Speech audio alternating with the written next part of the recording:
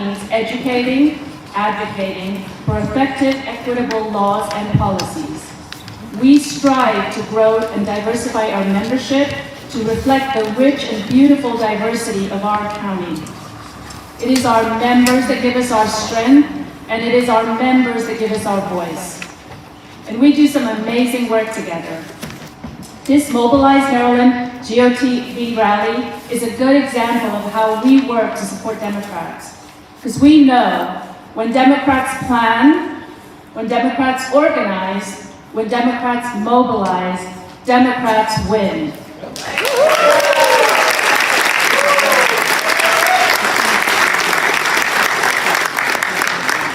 At WDC, we have an eye on next year's election and will be on the front lines doing grassroots work to support President Biden, Vice President Kamala Harris, and Democrats across the country in 2024. We're going to need all hands on deck to hold the White House, to hold the Senate, and to win back the House.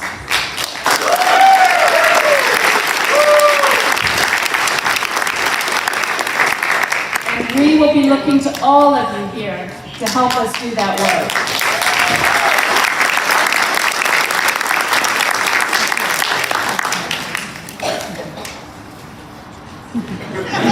Good morning, Governor. Ruth Bader Ginsburg once said, "Real change, enduring change happens one step at a time." Well, at WDC, we're ready to do the hard work and one step at a time to bring about real change, enduring change. And we plan to do it by building bridges and alliances with so many of you that are doing the grassroots work. I want to thank the entire WDC board. If you could all raise your hands just to be acknowledged.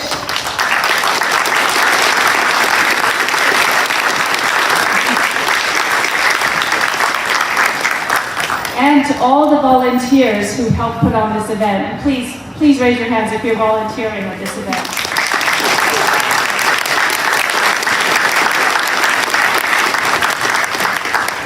It truly takes a village.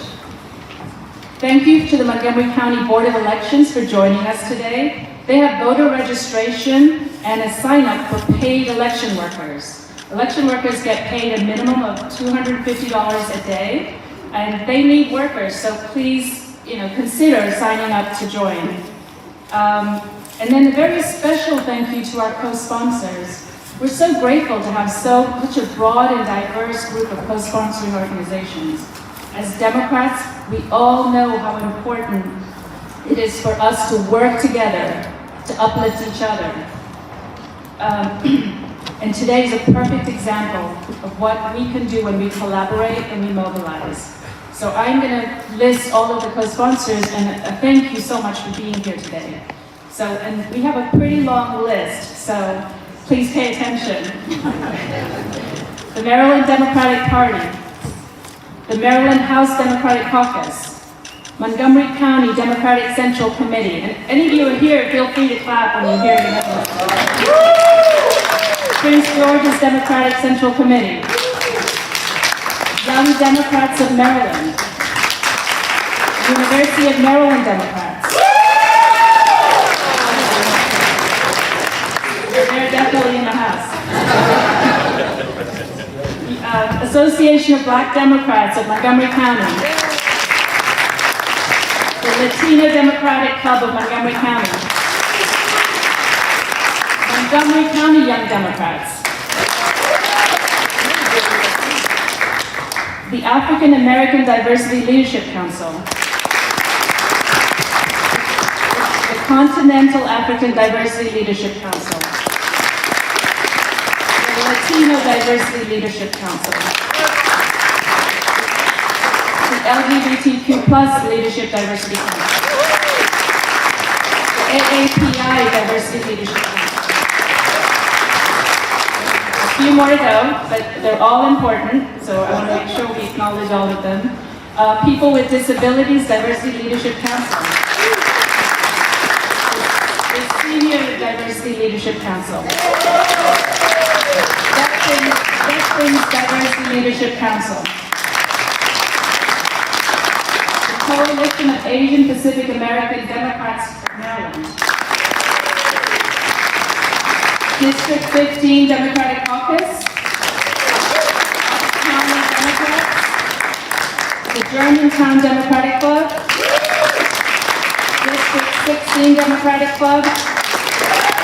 And we are in District 16, so I would have thought we would have more clapping for that particular one. District 17 Democratic Club. The South County Democratic Club. District 39 Democratic Club. District 20 Democratic Club. Okay, a few more to go, but these are important. Do the most good.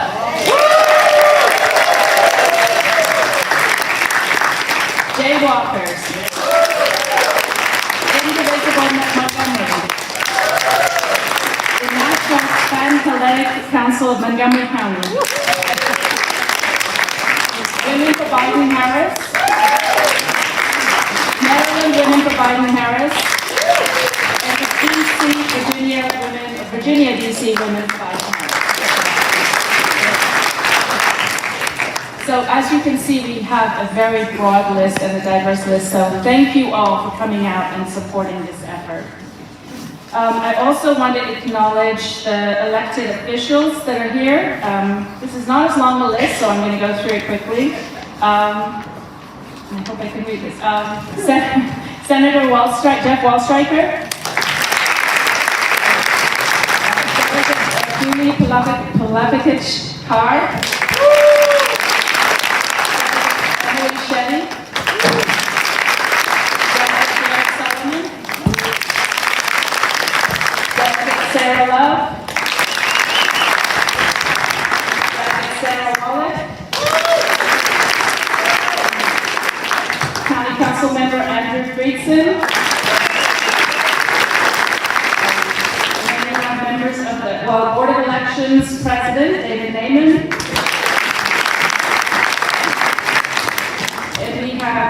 Michael Beard, who is representing Angela Alsabrook's campaign.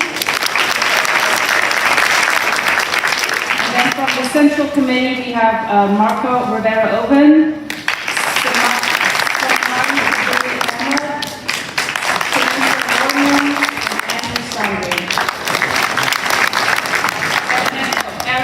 Delegate Aaron Kaufman.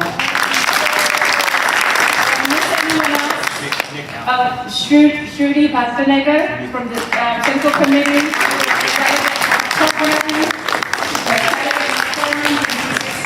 Delegate Nick Allen.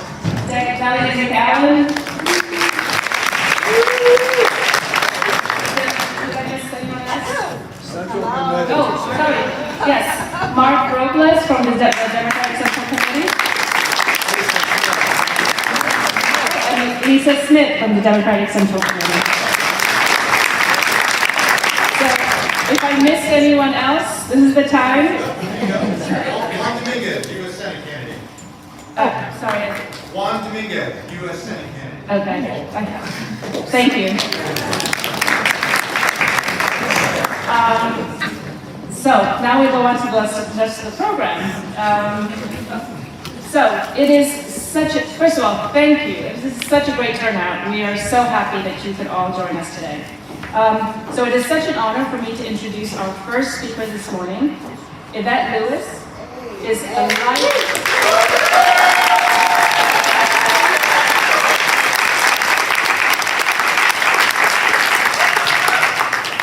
Yvette is a lifelong grassroots activist with a proven record as a fierce leader for the Democratic Party. As the longest-serving chair, Yvette has overseen successful gubernatorial, presidential, and legislative elections in Maryland.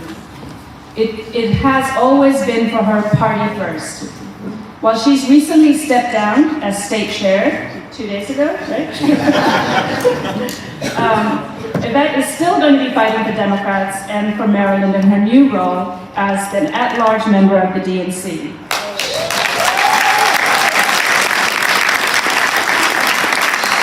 She is also the named chair emeritus, sorry.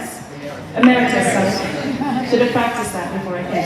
of the Association of the State Democratic Committees and reappointed to the DNC Rules and Bylaws Committee. Marylanders are so lucky to have her building up Democrats because, as she says, Democrats deliver.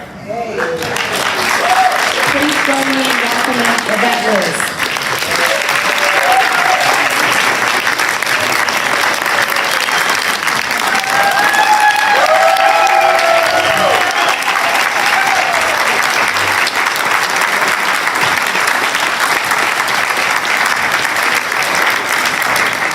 Thank you all so much. I wasn't expecting that, but thank you. You know, she listed all of these things that happened at the DNC, and this was just in the last 2 days. And then I got a pleasant surprise. I was named to a committee to appoint the first recipient of the Nancy Pelosi Chair Emerita Award. So that was wonderful. All of that's wonderful. But nothing was as exciting for me these past couple of days as talking to the Florida delegation and hearing about the historic election in Jacksonville, as talking to Chair Sharif Street in Pennsylvania and hearing about how they flipped a seat in the Pennsylvania State Legislature, or talking to Chair Liz Walters of Ohio and hearing about that historic election to protect reproductive freedom that they just had, or talking to the Wisconsin delegation and hearing about how they put that Supreme Court justice in place. That's what was exciting to me. See, what this week in St. Louis showed me is that the pundits and polls don't know what they're talking about. It shows me that Democrats are winning special elections all over the country because Democrats have turned them off and they're talking to people and they're making sure that people know what the values of the Democratic Party are and what our leaders have to offer. And then we're daring them to say that they don't want clean climate and that they don't want good health care and they don't want safe roads and bridges, and they won't. And when they won't say that, then we say, come join the party that can offer all of that to you. That's why I'm excited to be a Democrat. So I may no longer be your chair, but I am your champion.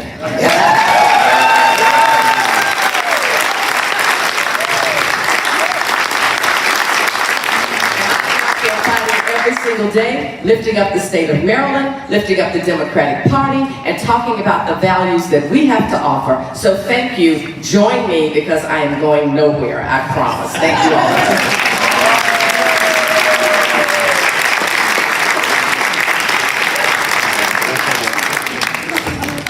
So much of that. Your energy is contagious, and we're all so happy you could join us today.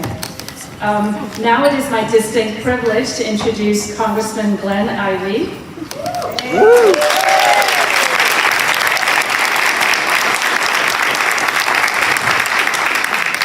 Glenn represents Maryland's 4th Congressional District, and he took office this January, and he is the only Democrat appointed to the House Judiciary Committee as a freshman. And he is also a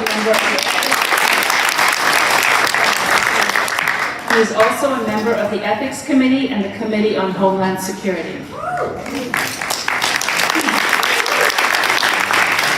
Glenn grew up in Rocky Mount, North Carolina, where the schools of his hometown were still segregated when he started attending.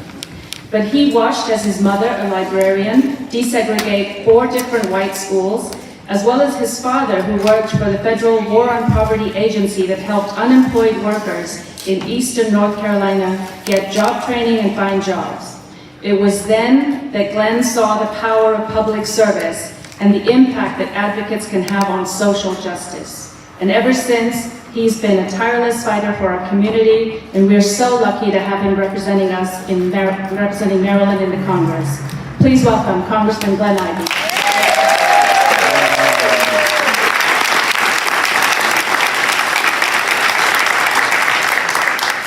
So much. How you doing today? All right. I'm told that WDC is the place to be. Is that right, Ms. Lott? All right. Thanks for having me. I appreciate it. Thanks for all of you all coming out. I'll be brief. I did want to start off, though. I wanted to say that I was met out in the parking lot by an elected official, and I was coming from a brunch with my daughter. I didn't have my tie on. I said, well, should I put my tie on or not? And she said, well, you know the governor's coming.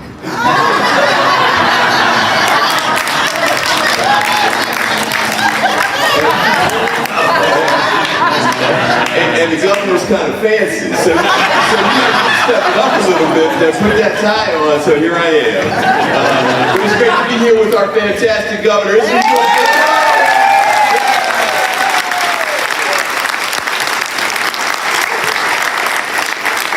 We hear a lot about the history that was made here in Maryland by that election, but the beauty to me is not only was history made on that day, but they're making history each and every day with the changes they're making here in the state of Maryland, raising us all up. Keep up the great work. Keep up the great work. And to Yvette, I mean, congratulations. Well, you know, talk about out of the frying pan into the fire. Great work. We need you at the national level. I love this crowd. This is one of the few crowds that gets excited and applauds about somebody being named to a rules committee. Y'all some inside baseball, deep in the weeds types here, let me tell you. But let me say, I bring greetings from Capitol Hill, or Crazy Town, or Keystone Cops, whatever we want to call it. It's going crazy there, and you all probably been watched. If you're that inside baseball, you know we just deposed the speaker and all of that stuff. The only thing surprising is that it actually took that long. He's got to be one of the worst speakers we've ever had in the House of Representatives. And what makes it so stunning is that he came right after Nancy Pelosi, who, you know, if we had a Mount Rushmore for speakers, she'd be right there in the middle of it. She was fantastic. Fantastic. So that's why I'm here, in part. We want to make sure we keep up the trend that we were just talking about, the wins in Wisconsin, the wins in Ohio. We need to make sure those keep going. We got another race coming up, I think, in Virginia right around the corner, right? Yes. Right. Those are the key polls we need to worry about. Winning these elections, winning in Virginia would be gigantic. So one of the things we want to say, I think, is as you leave here today, we don't have an election in November here in Maryland per se. We're going to have some big ones next year. I see the Angela also go shirt right here. That's a big race coming up, right? Yeah. I'm supporting it 100%. But we got to make sure we win those seats in Virginia. We need to make sure we win there as well, because it's critical for us to win these seats so that next Congress, I don't have to worry about choosing between Jim Jordan and Kevin McCarthy. I can pick Hakeem Jeffries.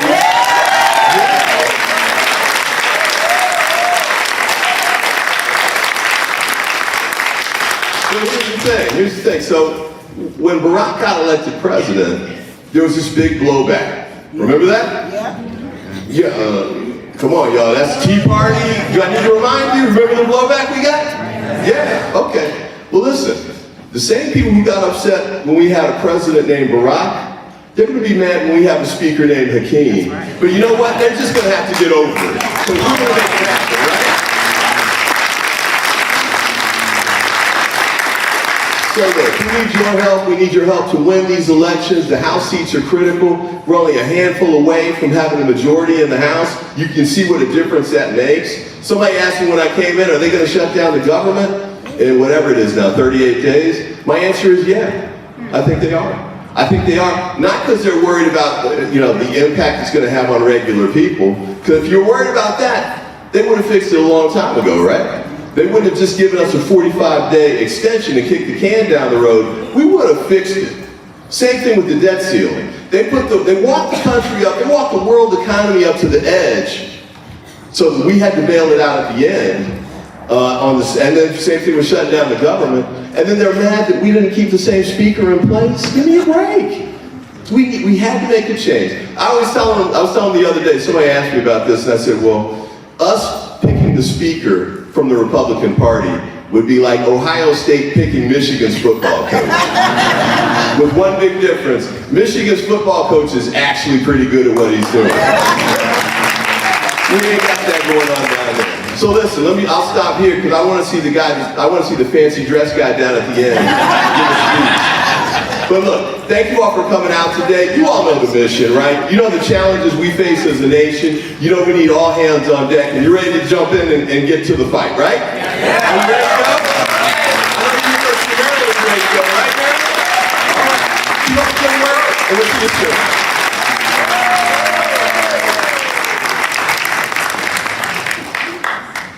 Thank you, Glenn, for everything you're doing for Maryland. Our next speaker is the formidable leader in the Maryland House of Delegates, Delegate Jocelyn Pena-Melnick.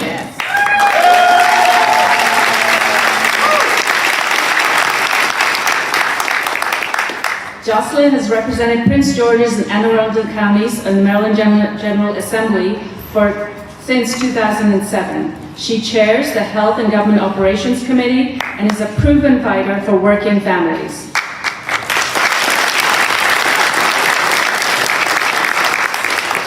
As a child, Jocelyn emigrated from the Dominican Republic to the US with her single mother and sister. Her mom worked in the New York's garment industry and often struggled to make ends meet.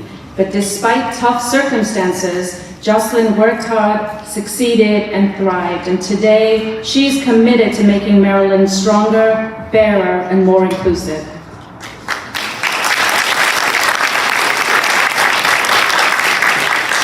A passion for public service is at the core of her character, and we are grateful to have her fighting for us in the Maryland General Assembly. Please welcome Delegate Jocelyn Pena-Melnick.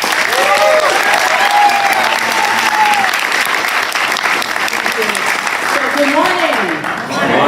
Buenos dias. It is really an honor to be here with such distinguished guests. I admire all of you. Yvette, thank you so much for your service to the state of Maryland.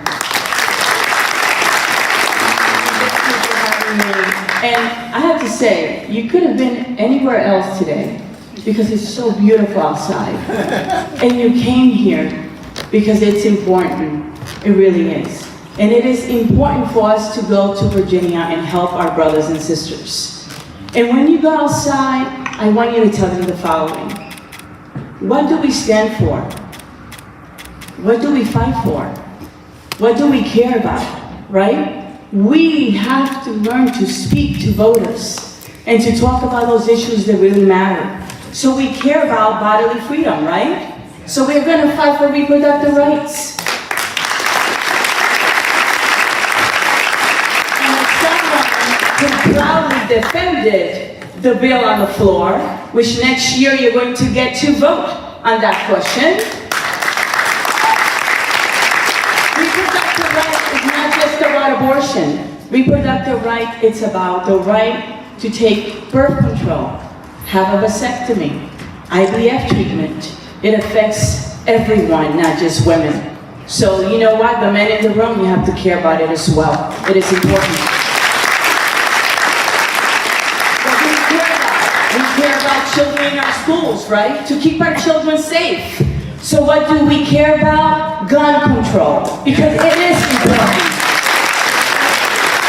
Prayers are not enough. I'm sorry. Prayers are important, but it is not enough. What do we care about? We care about supporting our families. We care about living wages, supporting our unions, because it is important. What else do we care about? The right to vote. So we're going to fight to make sure that we fight against voter suppression, especially for us.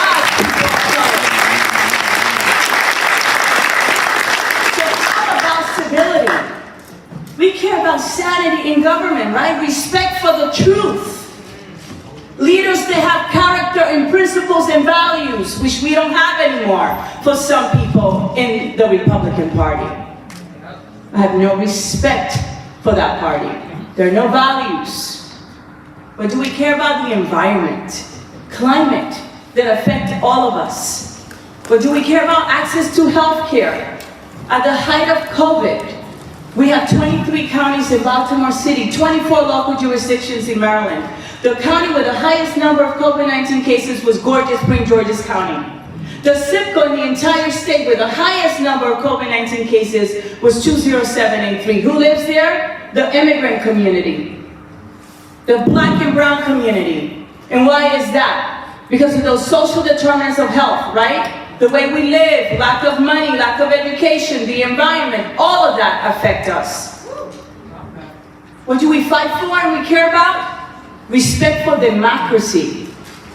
It is so important.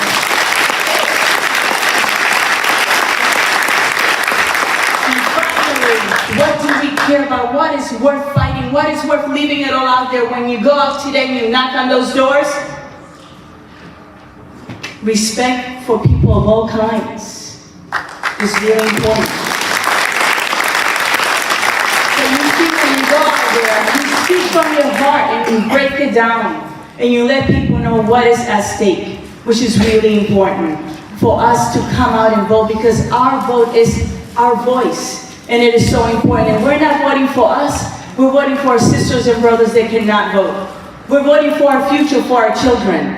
So give it your all, and thank you so much for being here and for your generosity and for supporting us, elected officials up here. Because the power is not ours, the powers belong to you. And you support us by voting for us, and we should not forget that. Thank you so much.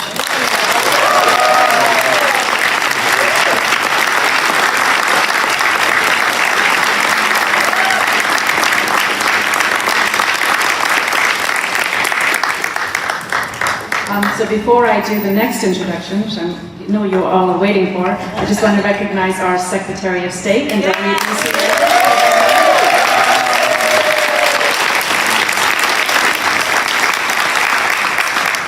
And Board of Education, Julie Yang.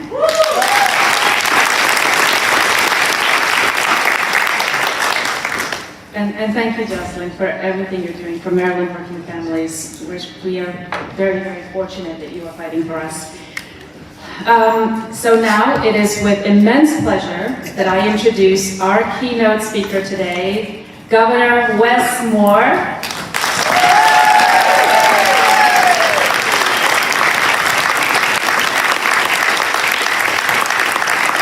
It's such an honor to be able to introduce him to you this morning. Governor Moore was a combat veteran, a best-selling author, a small business owner, a Rhodes Scholar, a former CEO of one of the nation's largest anti-poverty organizations, and now he is our governor.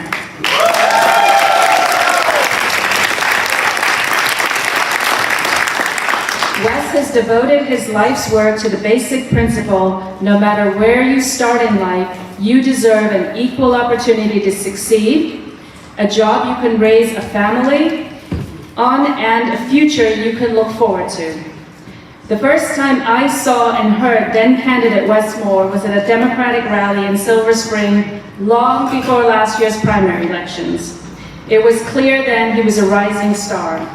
And what also quickly became very clear over the months leading up to the election was that Wes had integrity, sincerity, wisdom, and he had a clear vision of whom he intended to be and how he intended to serve. And that vision has not changed. Under his leadership, we have raised the minimum wage to $15 an hour, passed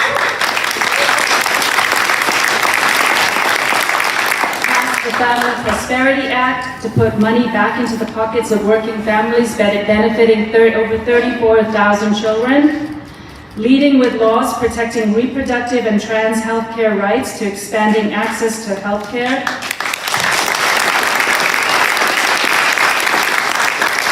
and strengthening our behavioral healthcare system. Our governor is working to build a stronger state and stronger communities.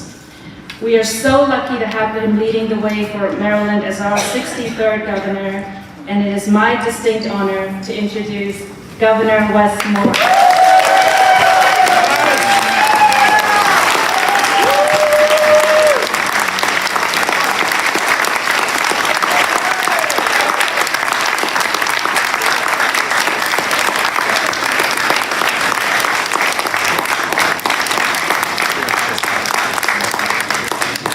Everybody, good morning.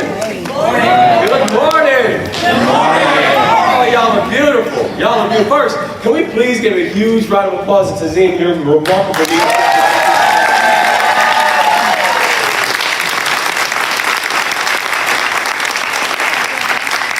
We are so inspired by you. We are so inspired by your vision, by your energy, and I tell you, this is a remarkable crowd right here. This is a remarkable crowd. WDC, can we please give a round of applause to all the leadership that you all continue to show?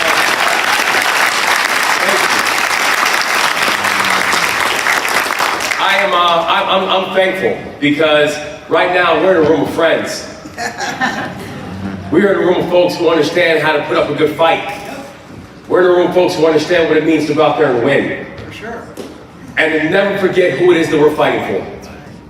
You know, we always say, if you never forget who you're fighting for, you never get exhausted by the fight. Yes, sir.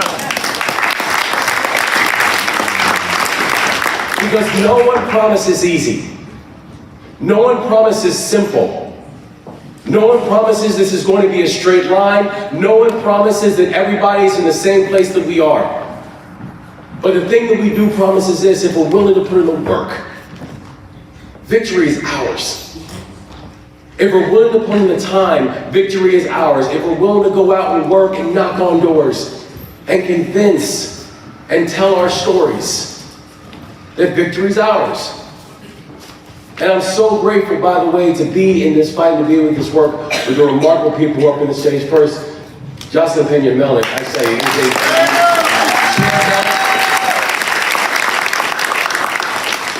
is to be inside of Annapolis working with you, and not just working with my friend in this work, but someone who I always know is going to be consistent about where your compass and where your values are. It means everything to me and all of us. So bless you and thank you so much.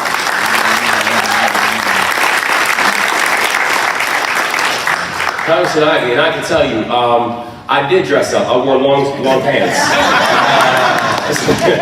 But we are so grateful to have you as our champion down in Capitol Hill, because we always know that when it comes time to the fight that is taking place in Washington, knowing that we are going to have the person who is not just going to best represent our values, but is going to help protect the values of Marylanders and bring back everything to Maryland that we deserve. And I said Maryland shouldn't get its fair distribution. It should get its unfair distribution because we're so good. Having Congressman Ivey out there being our advocate and our champion means the world. So bless you, Congressman. Thank you. And my forever chair, who, we know, it is funny because when you hear Yvette, she's like, yeah, I'm stepping away from the party, and then you see everything else she's doing. It's like, you're giving a very new definition to this word about taking time. But it's because you have consistently been a vessel for the work. Amen. You've consistently been our leader and our friend. And we are so thankful that this is just simply a new way of you being able to serve, because you are going to forever be our partner in this work. God bless you and thank you.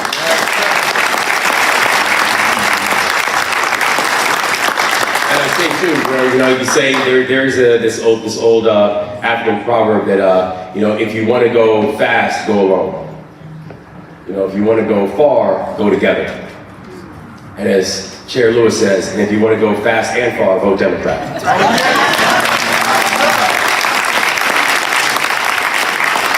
Because we're not choosing. We're going to do both. This is the moment when we are going to do both. And you think about, and I tell you, one of the really powerful things, do y'all mind if I come down here? Oh, yeah. So one of the great things, and if I come in, can y'all still hear me in the back? Y'all still hear me? Bring a mic. Do I need to go back up? No. Mike, you can bring the mic. Oh, you got one mic? All right. Oh, thank you. So, can y'all hear me? Yeah. All right.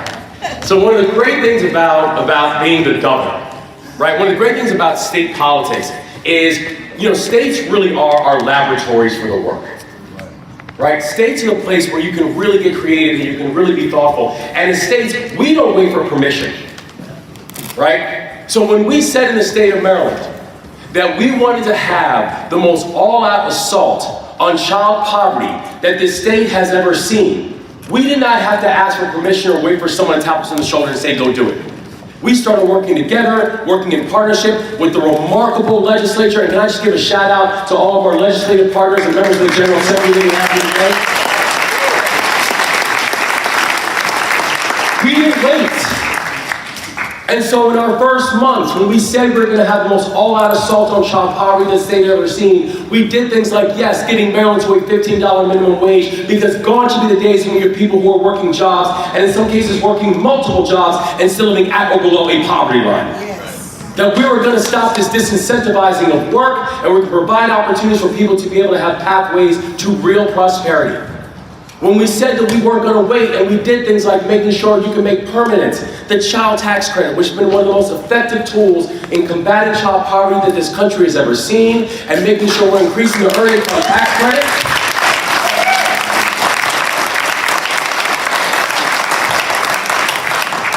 We said we're not waiting, that now was the time to do it. And when people said, well, you know what, here's what's going to happen. Your unemployment rate's going to go crazy, and it's going to disincentivize people to work. And when we say that we believe in collective bargaining, and we believe in making sure that we're supporting our unions, oh, you're going to destroy business. Interesting.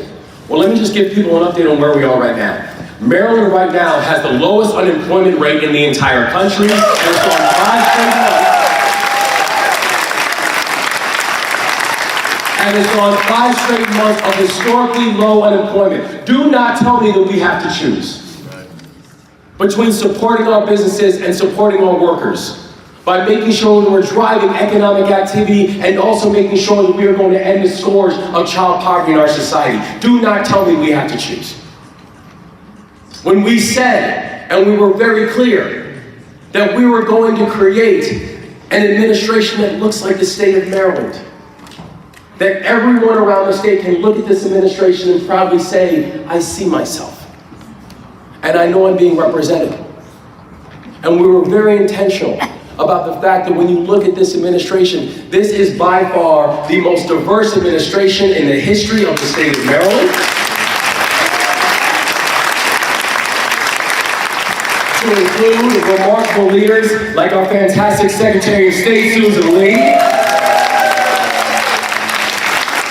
history-making Susan Lee, but also saying you can focus on making sure that you have an administration that looks like our beautiful state, and know that you're not compromising excellence. And in fact, truly focusing on inclusion and excellence go hand in hand. Yes, sir. And we weren't going to choose. That when we said in this moment that we were going to address this scourge of violence, Maryland has gone 8 straight years, where we've watched the homicide rate in the state of Maryland nearly double over the past 8 years.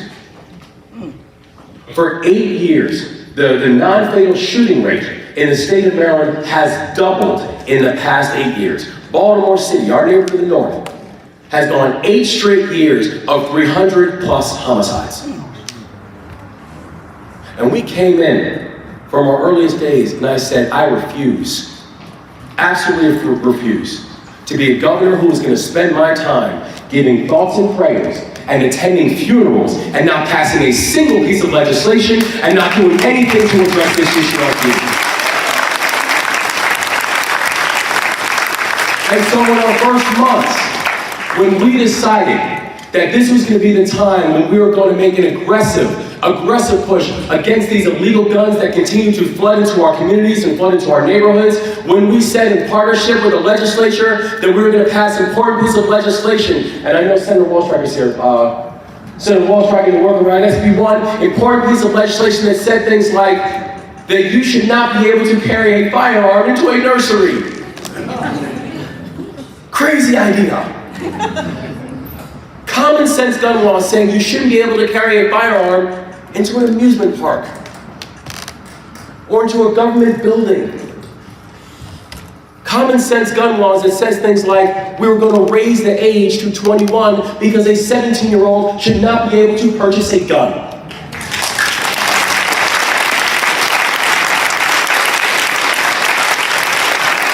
Common sense gun laws that says things like if a person has a history of mental illness and a history of violence, that they should not be able to purchase a firearm.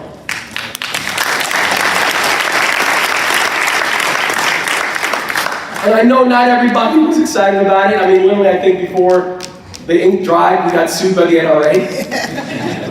And that's okay, because there's two things that we knew. One, that those common sense pieces of gun legislation that were passed in the state of Maryland, that they were common sense not just because we knew that we were standing on firm legal ground, but it's because we were standing on firm moral ground. And we knew that combination was going to help address the issue, and why I know we still have work to do and we still have things we need to get done. Despite watching what's happening and the trend lines that we're seeing in other states around the country right now, where are we in the state of Maryland? Homicide rates in the state of Maryland, down 19%. Non-fatal shootings, down 15%. Baltimore City, down 22%. Do not tell me we have to choose. That we can do both. That at a time when we said that Maryland could actually get a chance to lead, and now Maryland is now the first state in the country that has a service year option for our high school graduates. First state in the country. Because we knew we believed in experiential learning. We believed in giving students an earned financial cushion. And yes, we believe in this time of this political divisiveness and this vitriol, that it is service that will help to save us. That we need to be a state that gets to know each other again. That we need to be a state that serves together. And I know I saw it when I was running for governor. I had people who I served with in Afghanistan who came and door knocked on our behalf. Many of them were not Marylanders. My former XO literally drove from New Hampshire to come down and come door knocking. Many of them were not Democrats. But they simply came to come knock on doors because they wanted to tell people, let me tell you about the guy that I served with. Service is sticky. Yes. Service will save us. And Maryland has chosen to lead. That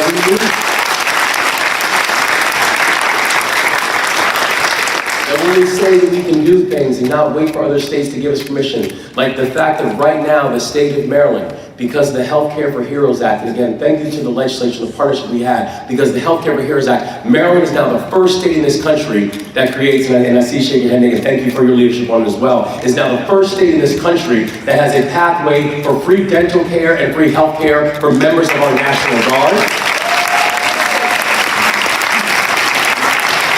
Because if a person is willing to put on the uniform of this country, if a person is willing to throw our state flag on their shoulder, do not tell me that they should not have dental care.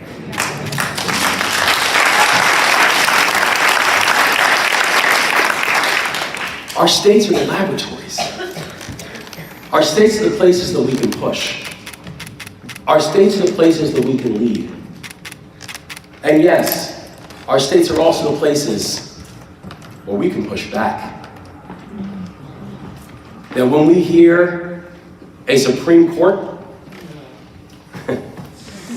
by the way, I had always come up with this assumption that the Supreme Court, despite its very uneven history, when I think about a pride of the Supreme Court, it does come back to this idea that this has been a place that actually works to increase rights for people, right? When we think about some of the cases, some of the Supreme Court cases that we think of with pride,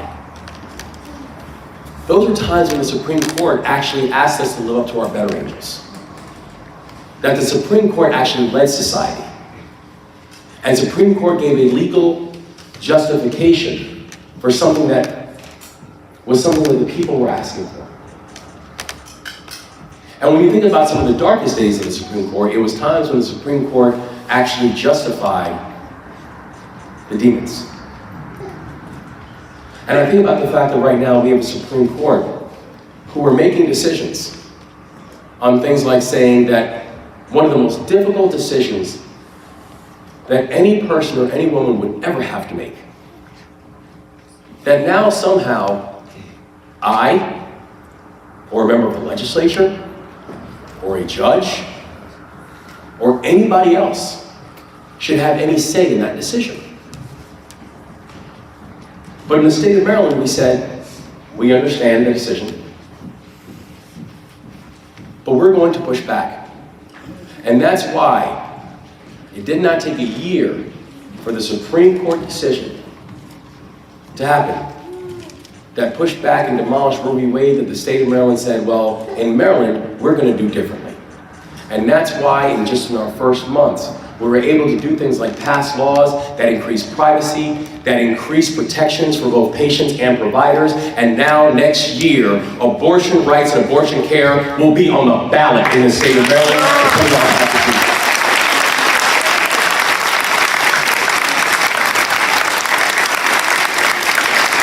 Not in Maryland. That in Maryland we chose to push back. That in Maryland we chose to say that not only is abortion rights and not only is abortion health care, and that this was going to be a safe haven for abortion rights, it is going to be the case not just while I'm governor, but long after. That in the state of Maryland we are going to protect this right.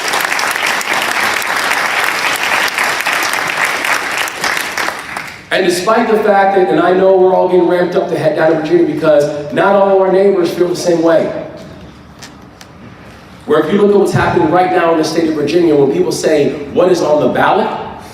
And right now in these special elections, in these elections in Virginia, basic access to reproductive care is on the ballot. Because we all know that their governor feels very differently. And is pushing hard to shift the legislature to do things like figuring out, well, what is the week restriction that we want to have? Is it 5 weeks? Is it 7 weeks? Is it this? Is it that? It's actually the same conversation that's being had. States have power to push back. Then when the Supreme Court does things like the Roe decision and decides that the answer to being able to address gun violence is basically making sure that everyone is armed, that states have the power to push back and say those aren't our values. That states have the chance to lead. In Maryland, we're leading. But we also have to understand this, is that the values that we're pushing for and advocating for, they do not stop at our boundaries. That we have to be able to go out and declare to the world for our neighbors, because the values that we are pushing for, they are universal human values, and we will fight. And so I know that today, it's a Sunday, it's football Sunday, it's Orioles Sunday, we got a lot going on right now. That's right, go O's. We have World Series baseball in Baltimore this year, watch my words. But hear this, we don't get weary in the work. The reason that we are able to work in partnership and get so much done in just these first 9 months, is because you all put in the work. You door knocked. You advocated. You make phone calls. You called your friends and your neighbors. You made sure that everybody knew what was online. You made sure that as we went to the legislative session, that we didn't just get the remarkable legislators that we have on board, who are both introducing legislation and pushing for ideas to make sure this legislative session actually saw our values, but you made sure that the entire state understood what was happening and that we were coming back for more. We don't get weary of the work. We get energized. And so I ask you all this, with the same passion that you did last November, bring that passion today.